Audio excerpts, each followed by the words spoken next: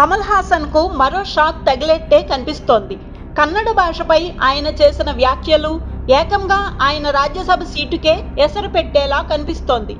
ఇప్పటికే కమల్ హాసన్ తాజా cinema tug లైఫ్ను కర్ణాటకలో విడుదల చేయబోనట్లు ప్రకటించగా, తన రాజ్యసభ నామినేషన్ ప్రక్రియను ప్రస్తుతానికి వాయిదా వేసుకున్నట్లు తెలుస్తోంది. ప్రస్తుత వివాదం సద్దుమణిగి సినిమాకు సంబంధించిన సమస్యలు పరిష్కారమైన తర్వాతే నామినేషన్ దాఖలు చేయాలని కమల్ భావిస్తున్నట్లు తెలుస్తోంది.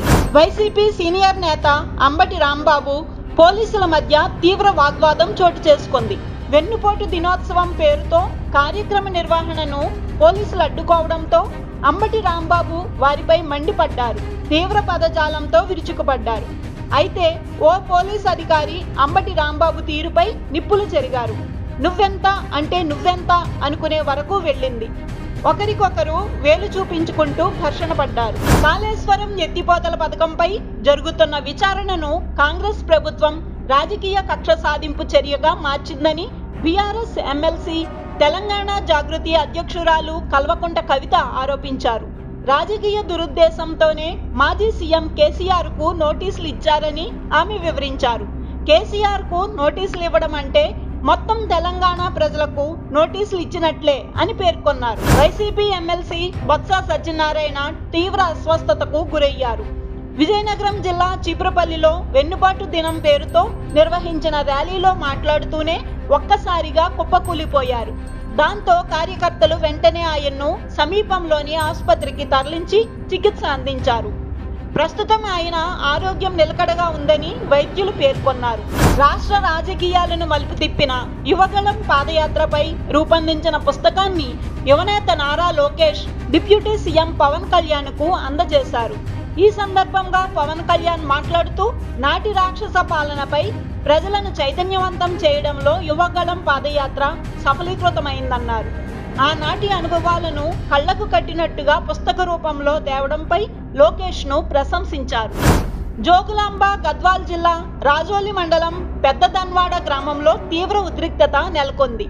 ఇథనాల్ ఫ్యాక్టరీ పనులను ప్రారంభించేందుకు కంపెనీ యాజమాన్యం ప్రయత్నించడంతో ఒక్కసారిగా చుట్టుపక్కల 10 గ్రామాల ప్రజలు తిరగబడ్డారు. ఫ్యాక్టరీ ఏర్పాటును వ్యతిరేకిస్తూ ఆందోళనకు దిగారు.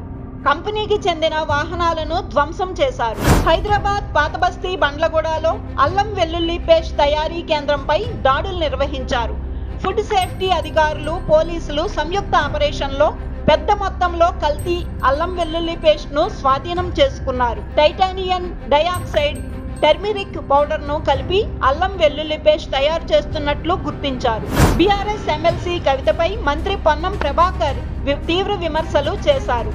వార్తల్లో రావడం కోసం, రాజకీయంగా దృష్టి మరల్చే ప్రయత్నం కోసమే కవిత మాట్లాడుతున్నారని ఆగ్రహం వ్యక్తం చేశారు. ఆమె చెప్పిన విషయాలను ప్రజలు, మీడియా కూడా పట్టించుకోవాల్సిన అవసరం లేదన్నారు. వేములవాడ దేవాలయంలో కోడెల మరణం తెలంగాణ రాష్ట్రానికి అరిష్టమని మాజీ మంత్రి హరీష్ రావు అన్నారు. గత వారం రోజులుగా భక్తులు సమర్పించిన కోడెలు మరణించడం భక్తుల మనోభావాలను దెబ్బతీస్తున్నాయని అన్నారు. ఇంత జరుగుతున్న అధికారులకు, ప్రభుత్వానికి చీమ కుట్టినట్టయినా లేకపోగా కనీసం స్పందన కూడా లేదన్నారు. రాష్ట్ర ప్రభుత్వం కనీసం కోడెలకు గడ్డి పెట్టే పరిస్థితిలో కూడా లేదన్నారు. తిరుమల శ్రీవారి లడ్డూ ప్రసాదం కల్తీ కేసుపై విచారణలో కీలక పరిణామం చోటు చేసుకుంది. టీటీడీ మాజీ చైర్మన్ వైవి సుబ్బారెడ్డి పిఏ అప్పన్నకు సిట్ నోటీసులు జారీ చేసింది. 2 రోజులుగా ఆయన్ను అధికారులు ప్రశ్నిస్తున్నారు. అప్పన్నతో పాటు మరో 6 టీటీడీ ఉద్యోగులను సిట్ విచారిస్తోంది. ఇక ఈ కేసులో ఇప్పటికే 15 మందిని అరెస్ట్ చేశారు. కూటమి ప్రభుత్వం హామీలను అమలు చేయకుండా రెడ్ బుక్ రాజ్యం నడుపుతున్నారని మాజీ మంత్రి రోజా మండిపడ్డారు. రాష్ట్రంలో ఒక్క రోడ్డు అయినా కూటమి ప్రభుత్వం వేసిందా అని ప్రశ్నించారు. కూటమి నేతలు సూపర్ 6 పక్కన పెట్టి సూపర్ స్కామ్లు చేస్తున్నారని విమర్శించారు. కూటమి నేతలు రాష్ట్రంలో డ్రగ్స్, గంజాయి, ఇసుక మాఫియాతో రెచ్చిపోతున్నారన్నారు. ఏపీలో కూటమి ప్రభుత్వం పాలన ఏడాది పూర్తయిన సందర్భంగా మంత్రి నారా లోకేష్ స్పందించారు. ప్రజాస్వామ్యం గెలిచిన రోజు అని పేర్కొన్నారు. విధ్వంస పాలనపై ప్రజలు గెలిచారన్నారు. అరాచక, కక్షపూరిత పాలనపై ప్రజా ఆకాంక్షలు ఘన విజయం సాధించాయని, ఈ గెలుపు 5 కోట్ల ప్రజల గెలుపు అని అన్నారు. హరిహర వీరమల్లు రిలీజ్ వాయిదా పడినట్లు మూవీ సర్కిల్లో వినిపిస్తోంది. మేకర్స్ నుంచి ఇంకా కన్ఫర్మేషన్ రాలేదు, కానీ ఓవర్సీస్ డిస్ట్రిబ్యూటర్స్ మాత్రం వీరమల్లు వాయిదాను కన్ఫర్మ్ చేశారు. ఈ సినిమా పోస్ట్ పోన్ అవడానికి బిజినెస్ అవ్వలేదనే ప్రచారం జరుగుతోంది. అయితే విఎఫ్ఎక్స్ వర్క్ డిలే కారణంగా ఈ సినిమాను వాయిదా వేసే అవకాశం ఉన్నట్లు తెలిసింది. ఆర్సీబీ సంబరాల్లో అపశృతి చోటు చేసుకుంది.